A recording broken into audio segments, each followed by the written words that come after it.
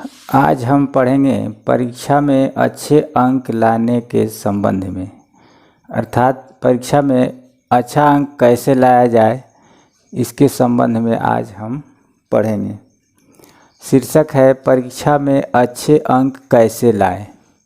इसके लिए यहाँ पर 7 पॉइंट दिया गया है जिसके माध्यम से परीक्षा में अच्छा अंक लाया जा सकता है।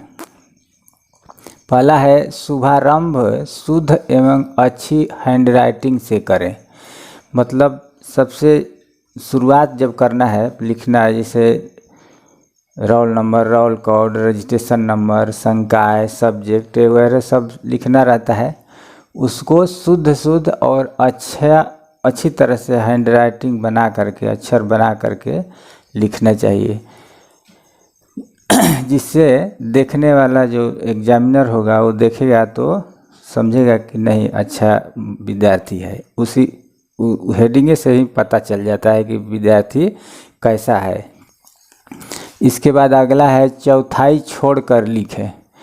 चौथाई का मतलब होता है कि 4 हिस्सा में 1 हिस्सा। कॉपी यदि इतना लंबा है तो इसमें से 4 हिस्सा में 1 हिस्सा, करीब इतना चौथाई छोड़ देना है। और चौथाई में केवल प्रश्न का नंबर लिखा जाता है, 1 2 3 जो भी है लिखना रहता है। और आंसर चौथाई के बाद इस 3 हिस्सा में लिखना रहता है। अगला है अनावश्यक शब्द या वाक्य न लिखें। अनावश्यक शब्द का मतलब होता है कि जैसे विद्यार्थी 1 नंबर यहाँ पर दे देंगे, इसके बाद यहाँ पर लिखेंगे उत्तर, तब जाकर लिखेंगे यहाँ पर ए चाहे बी चाहे जो भी हो उसका आंसर लिखेंगे। यहाँ पर 2 लिखेंगे, इसके बाद फिर लिखेंगे उत्तर और लिखेंगे यहाँ इसका आंसर, यदि सी हो रहा है तो सी लिखेंगे। इस उत्तर लिखने से क्या फ़ायदा है, समय बर्बाद होगा और बेकार का ये सब अनावश्यक शब्द नहीं लिखना चाहिए। 1 नंबर दे दिए, इसके आगे भी बी लिखिए, 2 के आगे सी लिखिए, यहाँ पर जो भी लिखना है ए लिखना है ए लिखिए। थोड़ा सा डैश दे सकते हैं, इसे थोड़ा दूर भी लिख सकते हैं ऐसे डैश दे करके।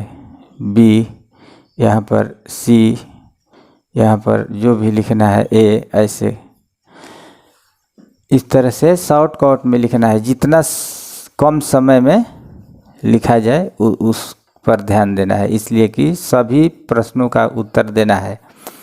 अभी समय उतना ही रहता है जितना में सब क्वेश्चन हल हो जाए, अधिक समय नहीं रहता है। और बेकार के अनावश्यक शब्द और वाक्य लिख करके समय बर्बाद करेंगे तो टोटल प्रश्न नहीं लिखा पाएगा, इसलिए नंबर अच्छा नहीं आएगा। इसके बाद है जो प्रश्न सबसे अच्छी तरह याद हो उसको सबसे पहले लिखें। इसका मतलब यह हुआ कि जो भी कॉपी देखने वाला होता है वो पहला ही क्वेश्चन करीब पढ़ता है और उसी के आधार पर वह समझ जाता है कि विद्यार्थी कैसा है, तेज है या कमज़ोर है। तो सबसे पहले जो प्रश्न लिखना चाहिए वो सबसे अच्छा, जो सबसे अच्छी तरह याद हो उसको लिखना चाहिए। इसके बाद 5वां प्रश्न है केवल उत्तर लिखें, प्रश्न न लिखें। कुछ विद्यार्थी ऐसे होते हैं जैसे जो भी प्रश्न है उसको पहले प्रश्न को लिखेंगे और तब नीचे उत्तर लिखते हैं। ऐसा नहीं करना चाहिए। केवल सवाल का नंबर दे दीजिए। चौथाई में सवाल का नंबर, जैसे मान लीजिए 5 नंबर का सवाल बना रहे हैं, 5 नंबर दे दीजिए। इसके बाद यहाँ से आंसर स्टार्ट कर दीजिए। पैराग्राफ चेंज करके यहाँ से लिखना प्रारंभ कीजिए। जो भी है ये यहाँ पर लिखना है, इसके बाद यहाँ से लिखिए, इसके बाद यहाँ से ऐसे पैराग्राफ चेंज करने का मतलब होता है कि शुरू में थोड़ा सा छोड़ करके तब लिखना चाहिए। इसके बाद यहाँ से लिखना प्रारंभ कीजिए। तो इस तरह से लिखने से अच्छा अंक आता है।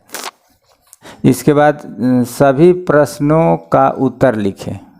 सभी प्रश्नों का उत्तर लिखें, यह बहुत ही इम्पोर्टेंट सवाल है। सभी प्रश्नों का उत्तर लिखना लिखने का मतलब यह है कि जितना भी प्रश्न लिखना है, जैसे मान लीजिए कि 100 क्वेश्चन है तो 100 में 50 लिखना है तो 50 को लिखना है। तो सभी प्रश्नों का मतलब कि 100 को नहीं लिख देना है। 50 क्वेश्चन लिखना है तो 50 को पूरा लिखिए। ये नहीं कि 50 लिखना है 40 प्रश्न लिख करके आपने चल दिए। तो 40 प्रश्न मान लीजिए कि वो टोटल 80 अंक का पूर्णांक हुआ, तो 80 में 81 या 82 नहीं ना आएगा, जब आएगा तो 80 से कम ही आएगा। इसलिए टोटल प्रश्न 100 अंक का प्रश्न है तो 100 अंक का प्रश्न लिखा जाना चाहिए।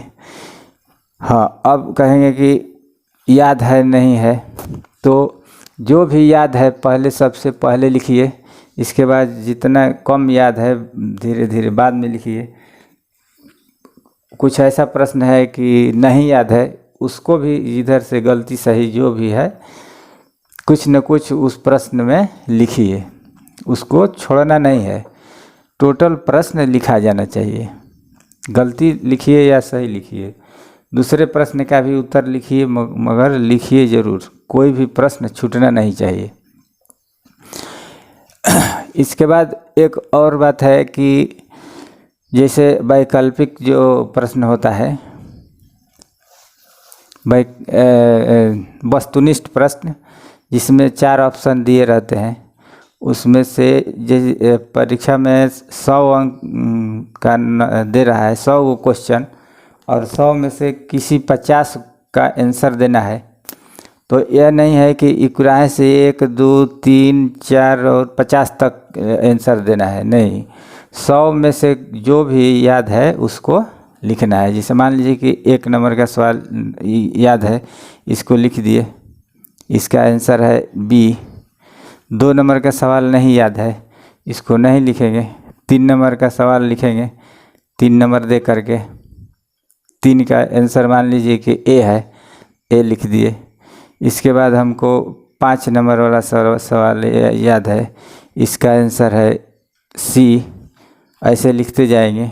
10 नंबर का सवाल याद है, उसको लिखेंगे, जो भी होगा आंसर लिखते जाएंगे ऐसे। इसके कहने का मतलब कि 100 में से किसी भी 50 गो प्रश्न को लिखना है। टोटल प्रश्न 50 प्रश्न लिखा जाना चाहिए। याद है या नहीं है, मान लीजिए कि नहीं याद है, 40 गो हमको याद है, इसके बाद 41वां लिखना है, तो उसका नंबर जो भी होगा इसको नंबर दे देंगे। अनुमान से 4 गो में एगो कोई लिख देना है। मान लीजिए कि यह सही हो जाएगा तो ठीक है, नहीं सही होगा तो नहीं होगा। मान लीजिए कि 10 गो क्वेश्चन बना दिए अनुमान से, याद नहीं है फिर भी बना दिए, 10 में से 2 गो ठीक होगा, 2 नंबर आया ना। और नहीं लिखेंगे तो क्या आएगा, कुछ नहीं आएगा। इसलिए जो नहीं है उसको भी लिखना है। इसके बाद अगला पॉइंट है 7वां, लाइन छोड़कर न लिखें। बहुत विद्यार्थी होते हैं जिसे यहाँ पर 3 ऐसे लाइन है तो इस पर लिखेंगे, इसके बाद इसको छोड़ करके इसको इस पर लिखेंगे, फिर इसको छोड़ करके इसको लिखेंगे। इस तरह से नहीं लिखना है।